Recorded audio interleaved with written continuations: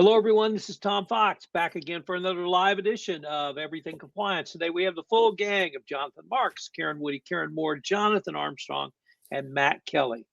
So we're going to go west to east today, and that's going to be very hard because the west is not very far west. But we're going to start with the professor, Karen Woody. Then we're going to go to Karen Moore. Then we're going to go to Mr. Marks. Then Mr. Armstrong, and we're going to conclude with Matt Kelly today. Karen Woody, lots going on. What do you have to share with us today? Lots going on. It's good to be back. I hope you can hear me. I have some sort of cold, so I sound a little like Kathleen Turner this morning. But for those of you who are young and listening to this, Kathleen Turner was a famous actress with a low voice. So I realize that might not land with people who are listening to this. All right. So I'm going to talk about the SEC today and a little bit about President Trump, because President Trump tweeted on Monday that he would like to change the reporting schedule for publicly traded companies from quarterly reporting, which is what we have now, to semi-annual. So effectively eliminating 2 of the reports. So right now companies file 3 quarterly reports and then 1 yearly report.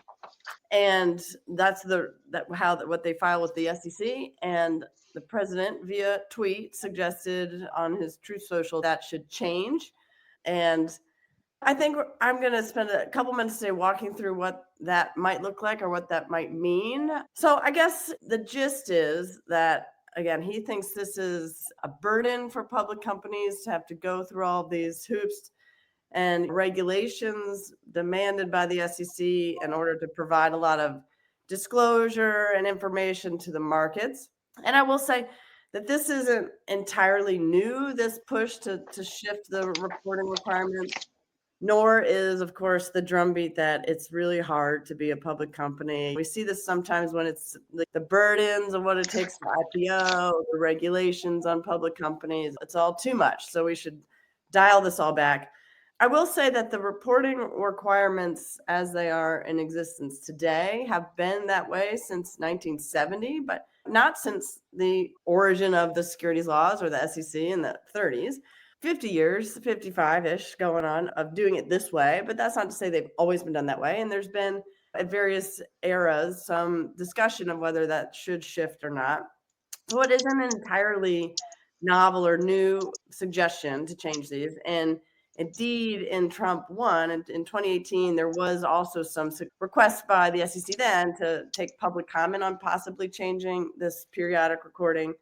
That didn't end up getting off the ground, but it seems now that Commissioner Atkins and the SEC is much more on board to considering it this time around. So there's been a statement even from the SEC saying they will certainly try to prioritize this and what President Trump is calling for. Again, with this idea that this will eliminate the regulatory burdens that companies face when they access our capital markets. Why now and why this? I think the idea here is that I have a couple thoughts about it, which is one is practical and maybe one is theoretical. I will say there are, of course, some big proponents of this change, notably people like the Chamber of Commerce or Business Roundtable, who again say, let's push to deregulate, like less regulatory state. And their theory is also that this quarterly report results in short-termism, meaning like this idea that companies only are motivated to make sure they're at the quarterly report, they can produce these great results every quarter, and that hurts the economy or hurts companies because they can't focus on long-term goals because they have this sort of constant requirements every 90 days to say something to the SEC. So short-termism, sure, we've heard that a lot. As I said, I think in response, I have a practical comment and then a theoretical comment. And the practical comment is this, is like, practically, I don't know if this would change anything, because I spoke with some in-house counsel and sort of floated this. Would this really change your life at all? This make life so much easier to not get ready for the queue? And they're like, no, because we're already ramping all this up for other reporting, to earnings calls, to other investor groups, whatever, that we sort of are duplicating that work by also then sending something to the SEC. So there's already I would say, industry norms around reporting and giving information out that is what the work is. And so shifting that away from you also don't file this report with the SEC might not in practice have any actual effect. So that's sort of the practical idea. Like, sure, there's this idea that we still have to get ramped up and have a certain significant normative disclosure requirements in house. The other sort of thought I have in my other sort of lens here is more of the, I would say theoretical, but almost sort of what I would say maybe over academically, the expressive point of this. Like, what was the point of messaging this? And I think that's the bigger point here, because I think our securities markets are really still, I think, the envy of the world. And some of the reason is because of this, we are premised upon disclosure and the idea that investors have access to this information. Sure, there are other countries, certainly some in the EU, that have a slower pace of disclosure than we do. And that was some of Trump's argument for why we should come more in line with countries that don't require this much disclosure. So I do think that the outcome of that, of shifting, is sending a message that, again, we're sort of pro deregulation, pro company, at the expense of investors, and honestly, maybe even at the expense of market stability and transparency. And so I think that's sort of the issue. And I think it dovetails with the theme we're seeing certainly this week from the SEC, which, again, just this week, maybe just 2 days ago, the SEC is now allowing for there to be mandatory arbitration clause in corporate charters and bylaws for companies that IPO, which they used to not allow. So that, again, maybe is a niche, seems like a one-off thing, but the practical effect of that will be a significant reduction in securities class actions and forcing claims into private arbitration. So what that means is the effect is that we're going to quash transparency. We're going to quash sort of any public forum of seeing what companies are up to. Couple that with fewer times that they have mandatory disclosure, then I think we start to see more market shenanigans, like maybe some more volatility, certainly maybe some insider trading. I guess I'm sort of on the fence. Yeah, if we went to semi-annual reporting, would there be this absolute groundswell shift in the markets? Probably not. But again, it's because of just usually there's a significant amount of investors requiring or asking for this.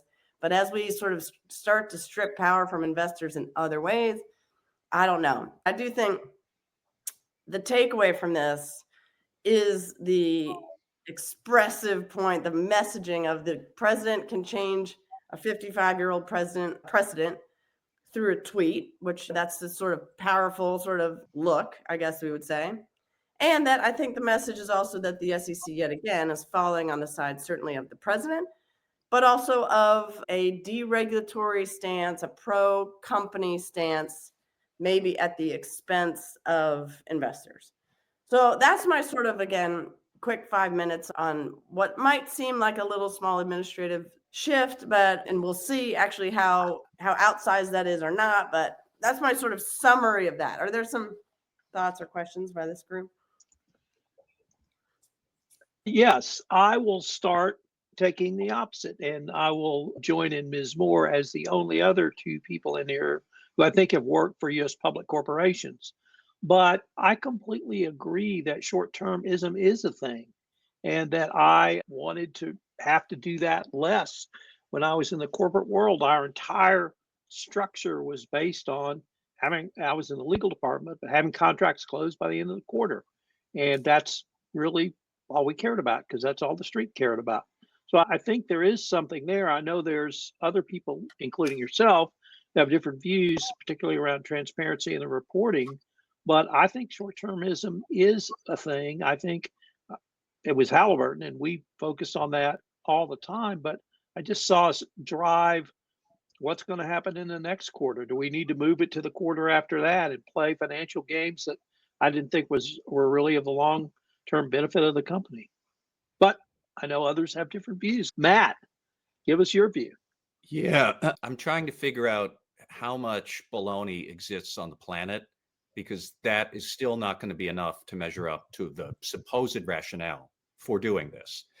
There is no reason whatsoever to do this, but let me go through a couple of points. Number one, why is Trump doing this now? Why not 6 months ago? Why not 6 months in the future? He's doing this now because he knows that in about 4 weeks, when companies start filing their Q3 earnings, they're going to be terrible. And he is trying to say that because of burdens and regulations and everything else, these bad earnings that are going to start showing up, and rest assured they will, he's going to say they don't really count. That what really counts is going to be like in 6 months or 18 months or 2 weeks, his famous time period. The same way that he just said with the horrendous job numbers a couple of weeks ago, that job losses today don't really count against him. You have to judge him on, I guess, great job numbers that'll come next year.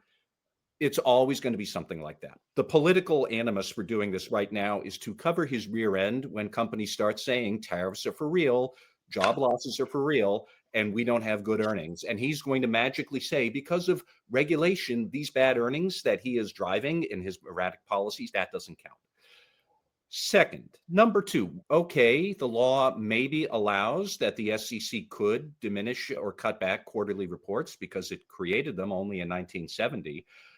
Let's remember that before then, most people, their retirement savings was based on pensions that they would be getting from corporations or from Social Security. Today, most people, your retirement savings depend on your 401k, which depends on the market and good, deep, vibrant capital markets, which this will try to suffocate. To what degree? We don't know. I think if they did adopt semi-annual reports, a lot of companies would publish earnings releases anyways. But we need quarterly reports now because the entire ecosystem of society's retirement services depends on good, strong, vibrant markets that report earnings quarterly. It is baloney that the compliance costs are really getting worse and worse. They are not. They're getting better and better all the time. It's not like companies can't close the books every quarter. They are closing them every month internally. They know exactly how much money they have. And lastly, the idea that because of our regulatory system, we are strangling IPOs, that is also just not accurate. IPOs have been on decline around the world for many years. Most of the big IPO decline in the United States only happened between 96 and 2002, thanks to Enron and the great deflating of the dot-com bubble. But actually, IPOs, they blinked back up during the pandemic because all of these SPACs came along and were taking companies public. By the way, nobody has noticed lately, but SPACs are coming back this summer. So the IPO market is doing very well right now. Why, therefore, do we need to get rid of this? There's nothing about this that is necessary other than Donald Trump catering to a couple of rich people who don't like compliance burdens and him trying to cover his rear end. My last point, I guess maybe would be a question back to Karen Woody. The policy to say that now companies can prevent shareholder lawsuits in their bylaws and just go directly to mandatory arbitration, are we sure that's going to stick? Because when I read Carolyn Crenshaw's statement about it, she's the Democratic SEC commissioner, she point blank said in her statement, do we really have the legal authority to do this? And she also said something about the economic analysis of that being deeply flawed. It read to me like a giant clarion call to lawyers saying, please sue us and tie this up in court because we can't do this. Yeah, no, it's valid. It's outlawed in Delaware. Delaware just changed that to saying you can't put that. I actually think there's on a more nuanced discussion. I think it's providing a more sort of lighter fluid to the maybe Dexit movements of let's find a forum that will allow this. Delaware doesn't allow this. And there's some sense that this might challenge the very facile, adept Delaware legislature to rethink that after they said, oh, wait, hold on. Now the SEC commissioner is sort of making a comment that this is going to, I think there will be some fallout from this, but you're right. Like Delaware says you cannot have these clauses in your chart, and that's where people are incorporated. Yeah, it's a good point that like, where can we, do they have the legal capability to comment on what can be in bylaws? That's why it was, I think, couched in when you send us these things to IPO on our markets, like now you're in our lane, and that's what we're commenting to. But yeah, at the end of the day, it goes to really a state and corporation issue. Karen Moore. Yeah, just on that last point, I was just reading this morning, and I confess I skimmed it, so I don't have a lot of the details, but I think, Tom, in your neck of the woods, Texas is looking to change its corporations law to prevent shareholders that hold less than $1 million or 3% of the outstanding shares from floating any questions. So they're completely voiceless. I think that part of that Dexit is a move to forum shop for places like that'll be a little bit more friendly and reduce the burden on the company. On the short-termism, I'm not going to comment so much on the move from quarterly to semi-annually, so much as one of my soapboxes, which is that there's such a short-termism in terms of the comp and ben of executive leadership, that we very rarely now see large corporations having any kind of opportunity for longer term strategic planning, because the results are the results and the compensation and the benefits are the comp and ben. And I really think that there needs to be a move away from that, especially in kind of tough economies or shifting landscapes where you want a company's sustainability as a business to not be too drastically affected. And Tom, I liked your compliance officers on board blog that came out, at least again, I saw that this morning, getting compliance people onto boards, not just in audit committees, but in comp and ben and risk committees as well. All right, Mr. Marks. Yes, sir. What do you have for us today? Oh, let's talk about maybe fraud risk assessments and compliance risk assessments. Seems to How be a little, about? yeah, let's do that. Kind of, there seems to be some, I'll call it market confusion out there, but at first glance, they probably seem to be pretty similar. Both deal with risk, controls, and governance, but the truth is that they truly are pretty different. And I get into this debate with people all the time. Tom, and you and I were talking about this before, but they're different in purpose. They're definitely different in methodology, and they're certainly they're different in impact. They do complement one another in some way, but from my perspective, the compliance risk assessment helps you answer the question, are we following the laws, regulations, and internal policies we're required to follow? And a fraud risk assessment goes a little bit deeper, and it asks, could someone intentionally break those rules, deceive others, and harm the organization? And would we even detect it in time? That's when I'm talking to people, that's kind of how I lay it out. And the difference to me is critical, because compliance without fraud detection is it's locking your front door of your house while leaving the back door wide open. And again, I just think that there's some confusion there. But let's go back to the whole purpose of all this and the fraud risk assessment piece of this. It's really a structured process that is designed to identify, assess, and prioritize fraud acts or fraud schemes that could harm the organization. But unfortunately, like I mentioned, many organizations even get this wrong. They treat fraud literally like another line item in a compliance checklist, focusing really only on controls or financial reporting. That approach really misses the most important element, and that's the mindset of the fraudster, or as I like to say, the mind behind the crime. So a strong fraud, for those that are listening out there, I'm going to give you some guidance, but a strong fraud risk assessment begins with starting with the act itself, like I mentioned. So the act is really the fraud scheme. So you identify the key fraud schemes that could occur in your organization. For instance, false vendor setups, revenue inflation, insider collusion, or improper use of restricted funds. These are the how behind the fraud. Then there's the concealment. I'll get back to this in a second, but that's really how it's hidden. So fraud is rarely overt, right? For a lot of reasons. And those that are just brazen enough to let it out there, they have their own problems. But perpetrators, at least deliberately, initially, also try to hide their actions. So they might manipulate data, falsify documents, book bogus journal entries, override controls, or even exploit process weaknesses that are really that actually bury the evidence of the wrongdoing. And then there's the conversion. So why would you do this? Usually for personal gain. I can't explain why some people actually do this, even though their personal gain is meaningless. But it's really how that scheme is converted into to the benefit of the bad actor. And whether it's cash, inflated bonuses, promotions, reputational enhancement, there's always a payoff that motivates the deception, at least from my experience. And from there, we map how these schemes interact with critical business processes and identify gatekeepers. And I'll get back to that in a second. But those are really the individuals that have the authority to approve or review transactions. And this is really a critical step in this process. there are points of control where fraud can either be stopped or they could slip through undetected. And a lot has to do with skills and capabilities, which I'm not going to talk about today. So let's talk about some red flags for a second, because I think the next step in this is really red flags. So in this stage of the fraud risk assessment, it's critical to evaluate those red flags. And those are early warning signs of potentially something that's not right. Doesn't necessarily mean that there's fraud, but they're just warning signs. And I break them out into 4 distinct categories: data, documents, lack of controls, and behavior. I'm not going to get into all the minutiae behind them. You can read those online for yourself at some point. I believe I've written about this maybe 100 times. But just for example, like data red flags, transactions that have unusual times, transactions that are unusual or frequent or rare in occurrence. Then we have document red flags, missing or altered documents, for example, approving expense reports without receipts, lack of controls or red flags, so inadequate segregation of duties and the like.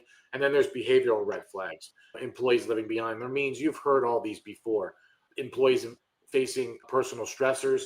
That doesn't happen today at all. Yeah, who are we kidding ourselves? So connecting the red flags to controls is really the next process.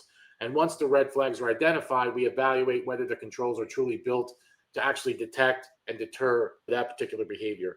And many organizations rely on controls designed for compliance, which are great for catching unintentional errors, but fraud is intentional.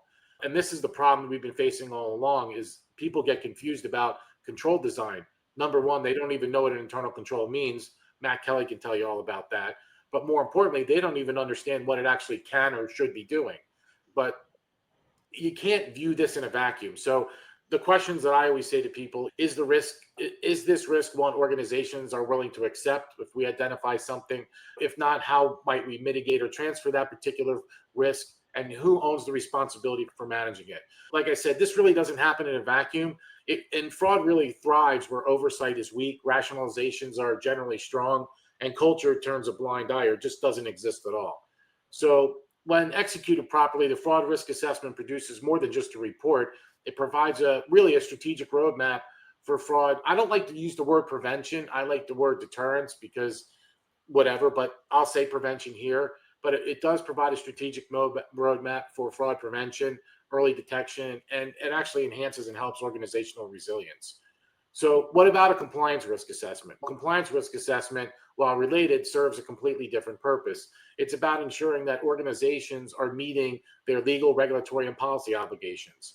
So what that typically involves is obviously identifying those applicable obligations, assessing exposure, and then evaluating processes and controls, and then prioritizing corrective actions. So regulations like the Department of Justice often focus on these 3 questions, right? Is your program well designed? We haven't heard these before. Is it implemented in good faith? And does it work in practice? And I like to think of it this way. Compliance risk assessments confirm you're coloring inside the lines. Fraud risk assessments force you to think like someone intentionally coloring outside the lines and trying to get away with it. So I think that's a different way of thinking of it, but I think it's pretty simple. But the biggest mistake organizations make is assuming that the compliance risk assessment automatically covers the fraud risk assessment. And I'm telling you right now, it absolutely doesn't. And the key differences are there, or the key differentiators are focus on intent versus process. Compliance asks, are we following the rules? Fraud asks, could someone deliberately subvert those rules to benefit themselves? Again, going back to that, the 3 things that I mentioned before, the 3 elements. The scope of the risk, compliance focuses narrowly on regulatory exposure. In most cases, fraud looks broadly at financial, operational, reputational threats, including internal and external bad actors. There is some crossover, yes, but I'm going over these fundamentally. From a methodology perspective, compliance relies heavily on surveys and documentation. Fraud leverages forensic tools like interviews, analytics, and behavioral red flag mapping. Compliance does use some of those same things, but I think it's more on the fraud side than it is the compliance side. And from an outcome perspective, compliance produces policies and certifications, and fraud creates actionable real-time detection and prevention strategies. Like I said, they do complement one another. Taking it beyond to a one-dimensional process, if you're truly utilizing your fraud risk assessment, those red flags that I talked about, data, documents, lack of controls, and behavior, those should be embedded in your training. That's what people should be learning on. If you walk into an FCPA seminar and someone says the FCPA was enacted in the 1970s, you should immediately leave. But if they start talking about what the red flags are and they start talking about data, documents, lack of controls and behavior, and they get into all the particulars, then I think you're probably going to learn something. And I think by doing this, you transform this static risk assessment into something that's multidimensional.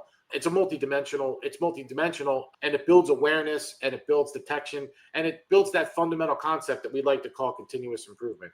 So I'm going to wrap it up, I promise. I know I have diarrhea in the mouth today, but the compliance risk assessment ensures your organization is following the rules, and a fraud risk assessment protects you from those who would deliberately break them. So just remember that this really isn't a project. I like to say it's not a set it and forget it exercise. It's a living and breathing process that will strengthen your organization over time.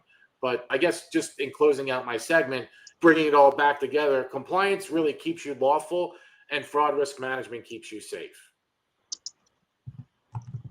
Any questions or comments for Mr. Marks? I have one. Sure. Jonathan, do you need, you're talking about the difference in the focus in a compliance risk assessment and a fraud risk assessment. What about the person who does the risk assessment? Should you have a fraud risk examiner, a certified fraud risk examiner, a forensic accountant, or someone with that specialization, or not? I'll flip the script on you. If you're going to do a compliance risk assessment, should you have someone who's a lawyer or who specializes in compliance and has the skills, knowledge, and experience to do the compliance risk assessment? I think the answer to your question is absolutely, but not, look, the certifications are lovely. They truly are. I get a ton of them. I would throw them all in the freaking trash, to be honest with you.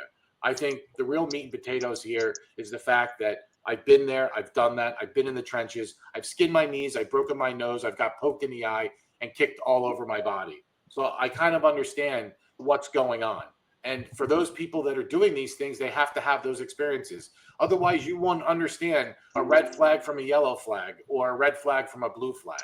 I'm a firm believer in the folks that are doing this stuff should have that skills, knowledge, and experience. That's the standard that I would set for anybody. If you're a lawyer and you have experience in compliance and you've built compliance programs and you've tested those compliance programs and you've been involved in assessing risk across the organization, I'm sure you're qualified to do a compliance risk assessment.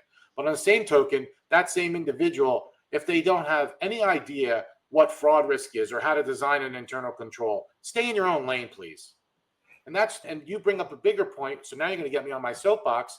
Is everyone's hiring for compliance professionals and they want them to be lawyers. That's wonderful. But I think that's just one piece.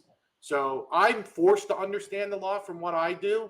I would never say that I'm an expert in anything because I'm not.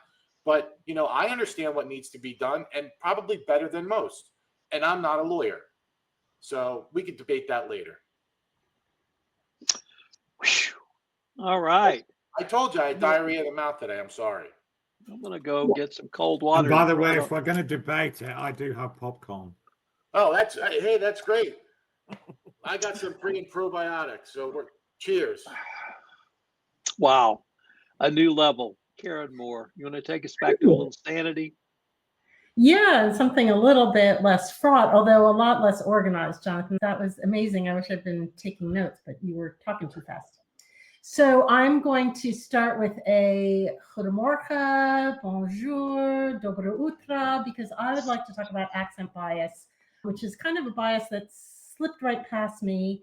I don't know, Karen Moody, you're full-time, but as a part-time academic, I get all sorts of interesting things that come across my email. And one thing that caught my attention the other day was from the International Journal of Selection and Assessment of all things, which published a January 2025 study called The Meta-Analysis of Accent Bias in Employee Interviews, the Effects of Gender and Accent Stereotypes, Interview Modality, and Other Moderating Features. And I thought, wow, this is something that I really should read. So I did. I confess I skipped through a lot of the math that was in the middle, but still, there are some very interesting conclusions from this study that I do think are relevant for us compliance officers looking at our population. So what they looked at were employment interviews. And to cut a very long story short, what they found in this study was that the evaluations were consistently biased against non-standard accent applicants. And that bias was even higher when the applicant was a woman. And really interestingly, it was even more biased when it was a female doing the assessment of a female applicant. And just to allay Tom's concerns about his Texas accent, there was no significant difference in the bias, whether it was an accent on racial lines, regional lines, or foreign lines. So it's both national and international, et cetera, et cetera. If you even make it through the bias that is reportedly or actually proven by studies built into large language models in the AI review of your resume, if you've got an accent, you may also encounter further bias just in the interview process. So that kind of bar to getting a job is twofold. Now, interestingly, of course, if we think about it, research also shows that while we unconsciously group people and bring in our own stereotypes based on accent, that grouping and that stereotype can be both positive and it can be negative. So despite this study, which shows a kind of a negative bar or entry point for people with non-standard accents, there are cases where an accent can have a positive bias as well. If we think about things like in the United States for a very long time, and maybe continuing today, the Midwest accent was considered the generic accent for newsreaders. It was considered the one that carried the least emotional or judgmental load to it. And if we move over to your neck of the woods, Jonathan, for a long time, the UK BBC had a stated policy of using newscasters, newsreaders that had received pronunciation. They, interestingly, have recently moved consciously away from that to the point where some newsreaders are saying that they're actually detrimentally treated because of their received pronunciation. They want to have a broader representation of different accents to represent the diversity of accents within such a small island with so many different accents. But I looked at a ton of other studies and surveys and polls that showed a whole bunch of attitudes towards accents in the UK. Call centers tend to be located in Scotland because the Scottish accent is considered warm, friendly, and financially prudent, let's say, financially prudent. Liverpudlians come out the worst. Their accent is least trustworthy and even criminally oriented, while the Devon accent, Jonathan, is rated highest alongside received pronunciation, although the Glaswegian accent also came out pretty well there too. We've got this kind of accent bias one way or the other that maybe isn't really reaching our consciousness as we're looking at various unconscious biases in the treatment of employees. It's something maybe to add to a relatively long list. Interestingly, linguistic characteristics such as accents are protected. They're part of the protected class under Title VII of the 1964 Civil Rights Act. But when I tried to look into whether there have been any cases brought on the basis of accent, I didn't really find anything specific to accent. There were things on language, English only environments, etc., but I didn't see anything on accents. I'd be interested to see that. The UK Equality and Human Rights Commission similarly protects those. But the fact that accent bias can carry all the way through somebody's career development, I think is something that bears looking into, maybe a little bit of training on that just for awareness, but also some data analytics. I know I've worked for 4 different multinational companies, and the kind of access into executive leadership for people with accents, I don't have any scientific study. It's just a kind of gut reaction. I do think that there's a bit of barrier to entry there. Of course, that rabbit hole led me into a couple of other rabbit holes I'll touch on really quickly because they're also interesting. I love languages. Psychology Today put out a whole series studying a very wide-ranging set of studies that say that there's actually personality changes when you're speaking in a foreign language, which is interesting to me because when I was working in a largely French-speaking environment, one of my colleagues said that when I spoke French, it was very cute, which is just not an attribute I would normally ascribe to myself. Nothing wrong with cute, but I don't think of myself as a cute person, but apparently kind of my whole demeanor and expression changed when I attempted to speak French. And now I see that this is backed up by studies you do this kind of cultural frame switching when you associate the language with the culture around it. I think you're also kind of struggling to put together a reasonable sentence. But when I started thinking about language structure, I thought the structure of the language affects the way you think as well. Russian has 6 case endings, which means that not only do you have to try and sort them all out when you're speaking, but it means you can be very precise about the meaning of a word in a sentence in a way that you can't in other places. German has very strict word order, and in complex sentences, a lot of times the verb comes all the way at the end. And so you've got to really be waiting in anticipation of what the action actually is relevant to the sentence.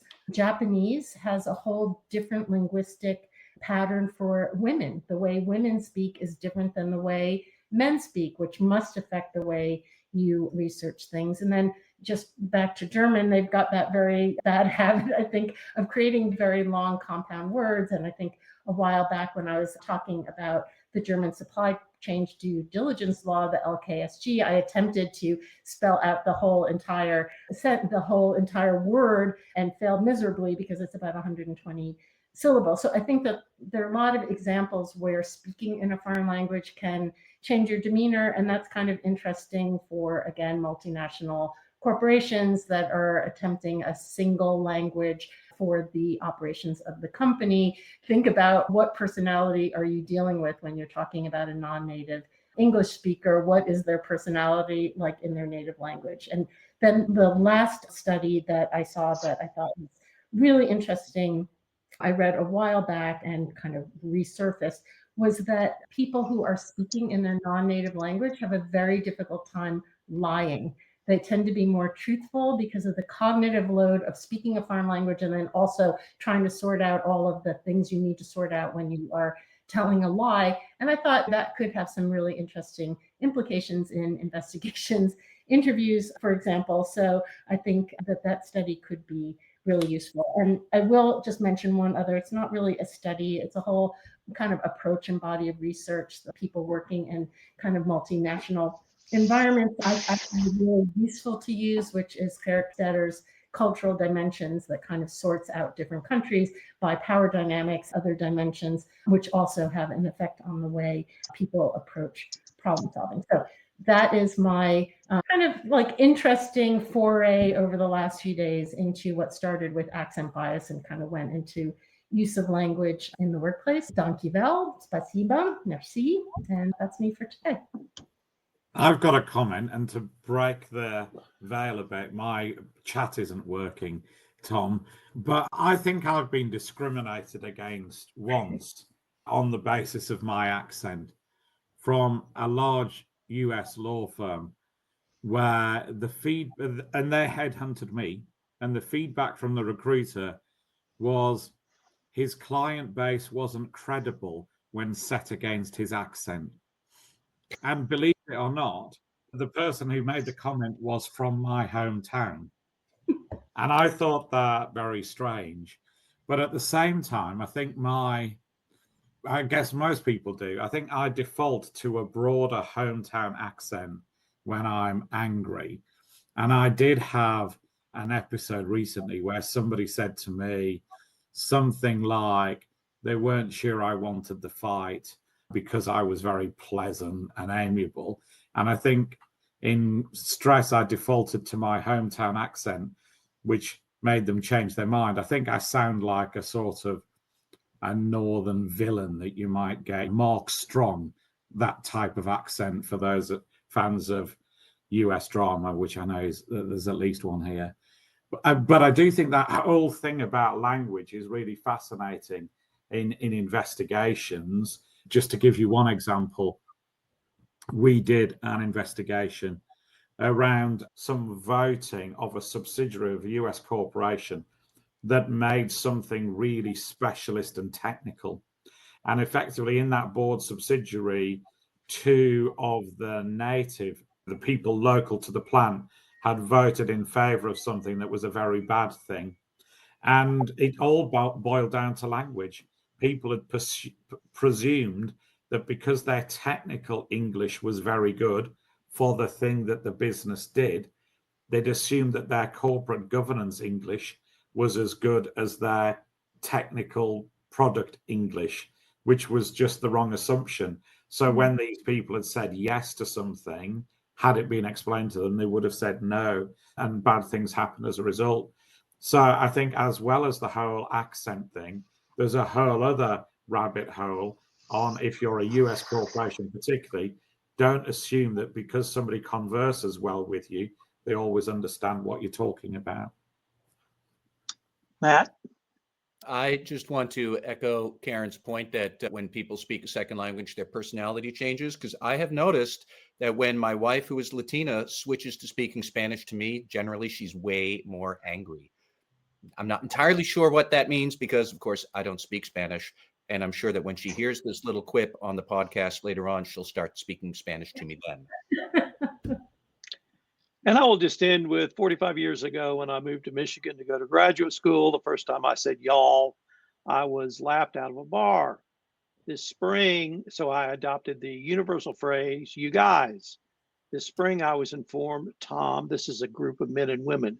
You cannot say you guys. You have to say y'all, proving once again that the South really did win the war of Northern aggression. With that, Matt, what do you got for us today? Oh, I wanted to talk a bit about the challenges of employees getting doxed. And yes, this comes about because of the Charlie Kirk assassination last week. And what has happened since then really demonstrates, I think, some of the new challenges that compliance and HR teams face with internal investigations these days. The rough pattern, whether it's about the Charlie Kirk assassination or something else, the rough pattern is this: big thing happens. Polarized political invective then floods the internet, which may or may not be true, and it may or may not be coming from people or fake accounts, bot accounts, all this stuff. But online activists then start tracking all of that content online and match those statements to the personal data of actual people whom the activists believe are behind these online statements. Then the activists flood those actual people with voicemails or texts or emails, and they're threatening all sorts of violence or visits to your house or photos of your house that get texted to you or stuff like that. Very creepy and unsettling. Also, the online activists target the employers of these people, saying, look at these social media posts from this person whom I have identified, and apparently they work at your place. What are you doing, company? Why are you employing this terrible person? They should be fired. And we have this mix of potentially real or maybe not real, or we'll never know information with actual people going to actual companies, and the social media pressure gets turned up to 11. What are you supposed to do there? Now, that's just the general thing. I'm going to give a very specific example related to the Charlie Kirk assassination, where there was a guy, and he's been written about now. His name is Ali Nasrati, and he is an IT worker at Walmart. And somebody out there somewhere took Mr. Nasrati's photo and his name and used it to create a social media account that then attacked Charlie Kirk and said all sorts of nasty things about good riddance to this racist, and I'm glad he's dead, and all this other stuff. Very inflammatory. An online activist by the name of Bad Hombre. Who is this person? We don't know. Is he a human? Is he a Russian bot? Is he a Chinese bot? Is he something else? We don't know. But Bad Hombre took those statements from that alleged account of Mr. Nasrati and matched it to the personal data of the actual Mr. Nasrati, and then tweeted out to Bad Hombre's 182,000 followers, this is Mr. Nasrati. He's terrible. He hated Charlie Kirk. He works at Walmart. Here is Walmart's corporate office. Why don't you, followers, call up Walmart and demand that Mr. Nasrati be fired? Now, Mr. Nasrati never actually said anything about Charlie Kirk, not in favor of his statements, not against his statements, not in favor of his death or anything. Mr. Nasrati, the real one, has a social media account that has never said anything about any politics at all. Apparently, the guy's just a soccer fan, and that's the only thing he ever tweets about. But here he is getting death threats. Here is Walmart getting all of these demands that he be fired. Walmart had suspended him with pay pending an investigation. I don't know yet what has happened to that, but he is not the only example of people who get caught up in this, whatever it is. And I've been thinking about this. So I am going to try to coin a new term for the compliance profession. I think that these could be called synthetic allegations because they are about real people, but it involves statements that might not necessarily be true or might not ever be able to be proven true or false. But if you take these online statements that exist, where did they come from? We don't know. And somebody out there who we don't know matches them to a real person with real personal data and then doxes them to thousands or millions of followers and demands that they suffer grave consequences. Number one, what about their physical safety and the danger they're in? But number two, their employers get swept up in this and they're under a social media microscope. What's the compliance function supposed to do there? Like in theory, you could have somebody with a synthetic allegation against them. A lot of these allegations look terrible, but they might have a parallel set of other social media profiles that look perfectly fine and perfectly nice. How do you know which one is true and which one is false? Maybe they're both true. How much money are you going to invest in a digital forensic investigation of this? If you reach the wrong conclusion, you could have a wrongful retaliation lawsuit against you. If you take no action because you think that's correct, you don't believe the false statements, you do believe these other social media accounts that seem nice and harmless are the real ones.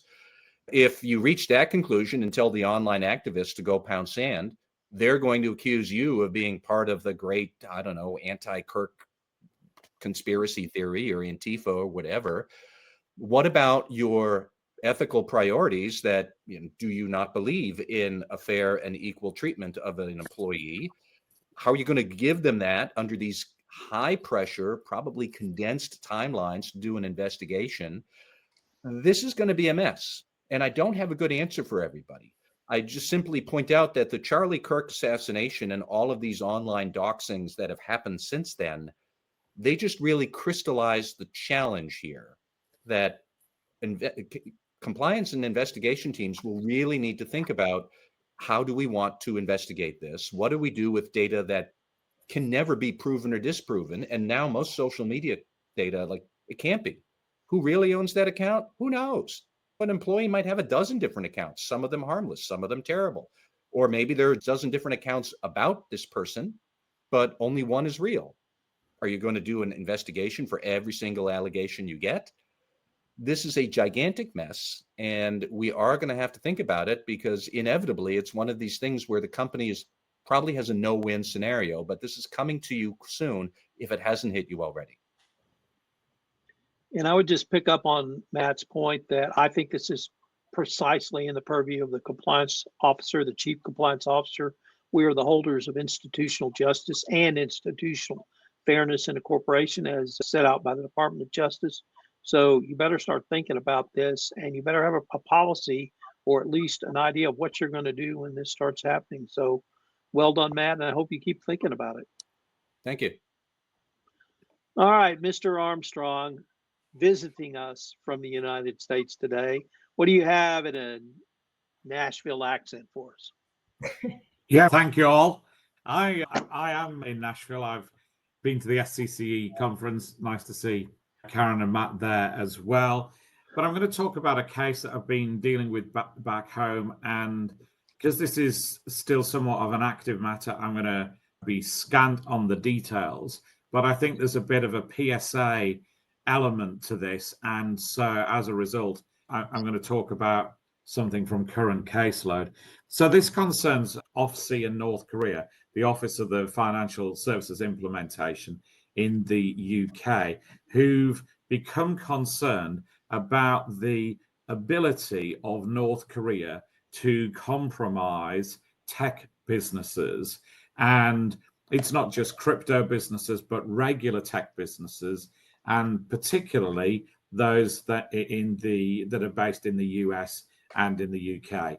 What's OFSI about? What's the regime? Why does it matter?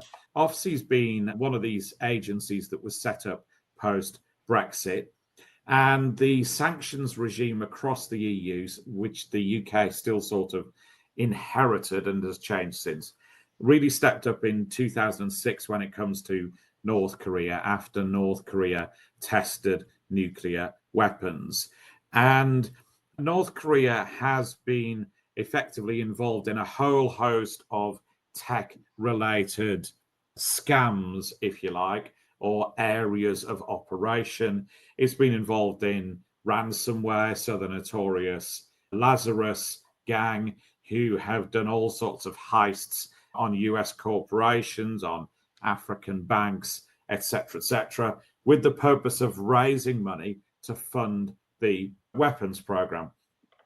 And then more recently, we've seen infiltration into Western companies, and that's oftentimes been to extract secrets. But then more recently, they've worked out that it can be used to extract money. And I don't know whether this was inspiration, but I liked the story in the information security community of a guy who during lockdown had 3 jobs.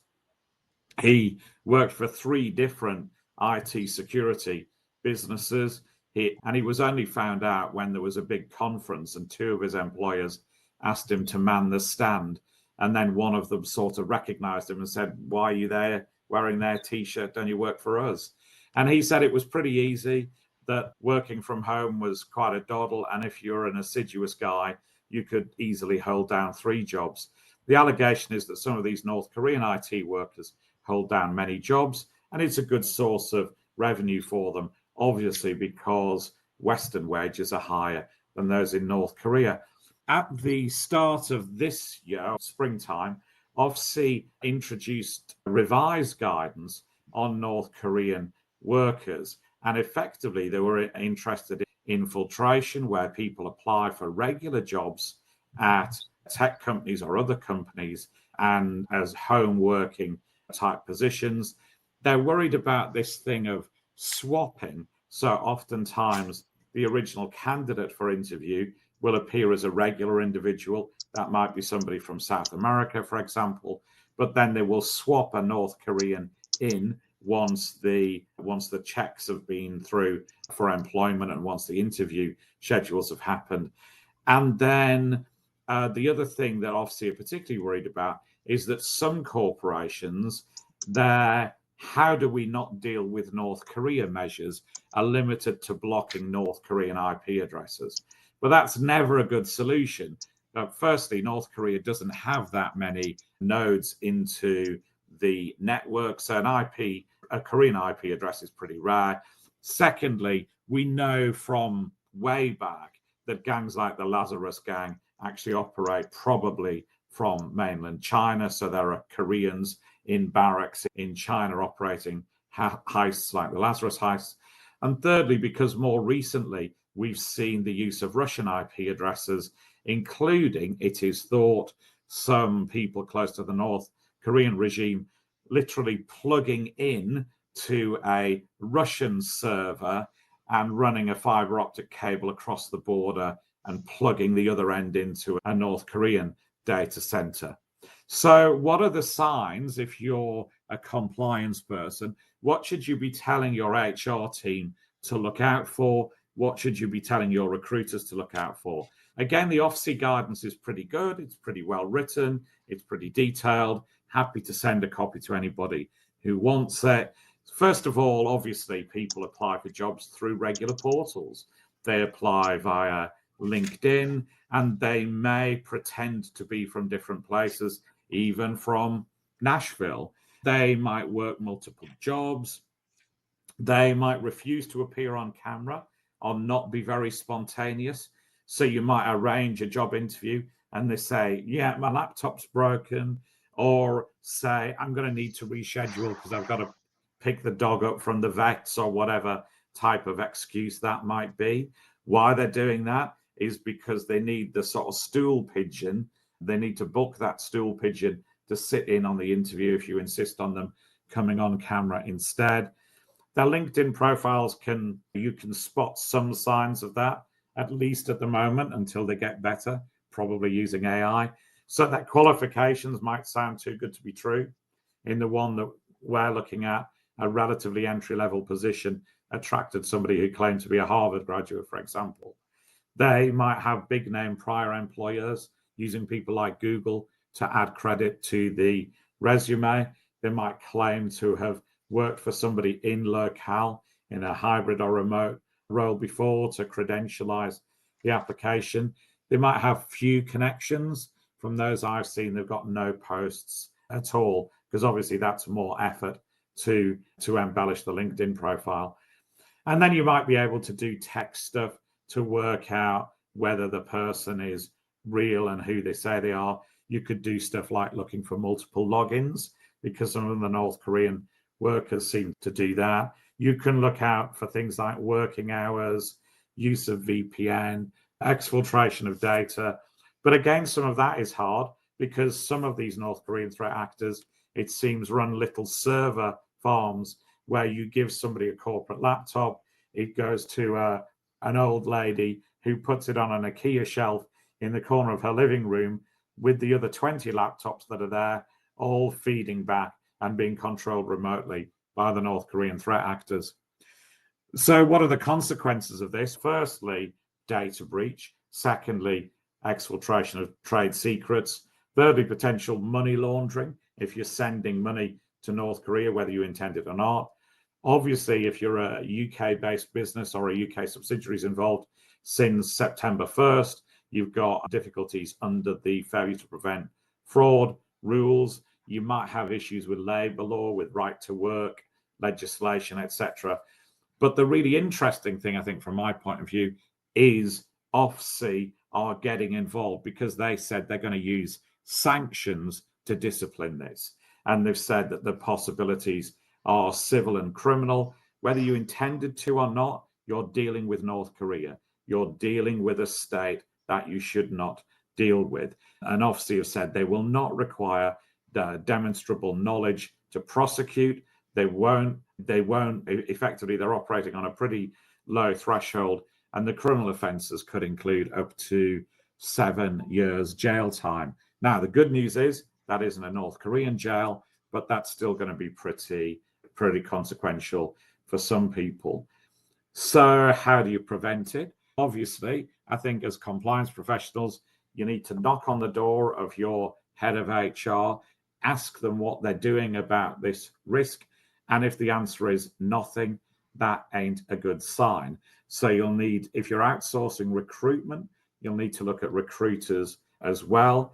You'll obviously need to do more due diligence on candidates. That's going to include checking their LinkedIn profiles, reverse image searches, all of that good stuff.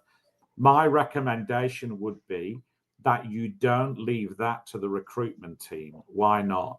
Firstly, because a lot of them are incentivized on the number of, we call it in the UK, bums on seats. So the number of people they recruit. So that monetary incentivization may hit against good compliance. Secondly, because you may face allegations that somebody was discriminated against in a position because of the background research that was done on them. So let's say your LinkedIn research finds a candidate that isn't North Korean, that's perfectly great, but then the hiring manager says, yeah, but they have got small kids. I can see that from LinkedIn. They're not for me. So I would say you need two separate teams, somebody different doing the background check versus the one making the hiring decision or influencing that hiring decision. Obviously do video interviews, obviously make them more spontaneous. Be aware of the cat got my webcam type excuses at short notice. And obviously, if the person's giving you references or prior occupation, you've got to check them up. And the OFSI guidance seems to suggest that if you don't do that, then there might be sanctions consequences as a result. I know it's not our usual topic and a bit off the wall, but as something that we're currently dealing with. Just as an FYI, I've a guy who normally helps me with intelligence on a particular threat actor. He's somebody well connected with a good background. He sort of knew the issue and laid me down some practical steps. And I said to him, yeah, you seem to be really familiar with this risk. And he said, you're about the 200th inquiry I've had in the last couple of weeks from people who've accidentally employed North Korean workers. So it is a big thing, and you need to beef up your compliance program to deal with it. All right. A risk that I'm sure the U.S. government will take up as well. Ladies and gentlemen, now we're on to shout outs and rants. Matt has a hard stop in a few moments, so we're going to let him go first. And here will be the order: Matt Kelly, Karen Moore, Karen Woody, Jonathan Marks, Jonathan Armstrong, and Tom Fox. So, Matt Kelly, what you got for us today? So today I have a shout out to a politician here in Boston named Josh Kraft, who was one of several candidates running to be mayor of Boston against incumbent Mayor Michelle Wu. And last Tuesday, they had the preliminary election for that race for mayor. And the top two candidates, Mayor Wu would definitely be one. And then the top two candidates would go on to face each other in November. Josh Kraft was the second place finisher there. However, Mayor Wu clobbered him by a margin of like 75% to 22% with a couple of other kooks in the tiny single digits. So Josh Kraft then did something astonishing in the modern American political landscape, and he realized he should just bow out because nobody was taking him seriously. That was a classy thing to do. It did not help Josh Kraft that A, he is not actually much of a politician. He is a novice politician trying to buy his way into office. B, he is a billionaire. He is the son of Robert Kraft, owner of the New England Patriots, younger brother to Jonathan Kraft, who runs the Patriots. And of course, the Kraft family is closely associated with Donald Trump because Bob Kraft is one of Donald Trump's close longtime friends. You can imagine how that would go over in a place like Boston. So yeah, Kraft got creamed by Michelle Wu, and then he said, what am I doing here? There's no lane for him to go forward. He didn't raise any complaints about stealing the vote or anything like that. He just understood voters didn't like what he was selling. He was only going to be throwing bad money after worse money. So he decided to drop out. Mayor Wu will now presumably be reelected in a huge landslide. That's what the people want. And Kraft was a class act to see it. So good for him that he had the common sense just to treat democracy the way it should be, with respect. And he got out of the way when it was time for him to go. Karen Moore. I'm going to rant very briefly about Disney and ABC's decision to cancel Jimmy Kimmel or suspend his ability to broadcast after a very kind of not that funny, but also not that harmful remark about MAGA the other night. It's just one more drop in the ocean of what's going on with media. Trump the other day on Air Force One spoke to reporters and said he thinks that the FCC should be revoking licenses left, right, and center because of the bad publicity that they give him, Donald Trump. When a reporter yesterday asked Donald Trump how he planned to characterize Antifa as a terrorist organization, given that it's a movement, not an organization, his response was, so is Antifa funding NPR. We're just seeing attacks that they're so unbelievable that they're kind of hard to credit. So that's my rant. I dread to see what's next, but slowly but surely we're kind of eroding the ability of media to say what they think, even in jest. So that's where we are. Watch the space. Professor Woody. Yeah, I have a shout out this episode, mostly because there's just too much to rant at, and we're all just sort of screaming into the wind. So I will have a shout out, and I'll have another sort of pop culture shout out, and that is to the landslide wins that the show Adolescent was able to pull in this weekend or Sunday night at the Emmys. It's just a fantastic show. It is hard. There's a lot of tough topics, but the star, who was 13-year-old, I think 14 maybe at some points when he's filming, won also Best Actor. So he's just now 15. But beyond that, just the show is all single track. There are 4 episodes and it's just one shot. So even just artistically, it's spectacular to watch. But the substance also is really powerful and really kind of taking on some necessary issues of our time, certainly around teens and social media and all of it. Shout out to them and to the incredible work that show was. Mr. Marks, what do you have for us today? Yeah, I wanted to give a shout out to Sheinelle Jones I believe she's on NBC, and the fact that her husband lost a battle, I believe, brain cancer not too long ago.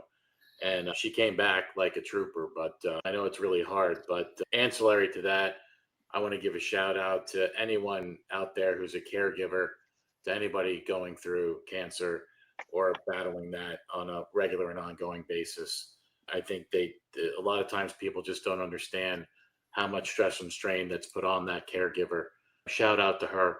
She's come back with vengeance. And I'm sure over time it won't be easy. It's never easy, but I give her a lot of credit. And all the organizations out there that help support the caregivers, like the cancer support community, a shout out to you as well. Thanks for that. Mr. Armstrong. ×2 to Jonathan's. On a more upbeat note, it's my first visit to Nashville, and I grew up with something of a hatred of country music. I'm going to say it really quietly in case there's a mob outside, but I am going to recover. And that came largely because I worked a night shift in a warehouse to pay my way through college during the summer with a Kenny Rogers fan who would only allow Kenny Rogers to be played in the warehouse. But, dear listener, Mary, Shirley and I went to the Grand Ole Opry on Wednesday night. And I'm going to shout out to the Grand Ole Opry. It's a phenomenal experience. I even was able to sit through and sing along to The Gambler, sung by Don Schlitz, one of the co-authors. It's the 100th anniversary of the Grand Ole Opry, so I want to wish them a great 100th birthday.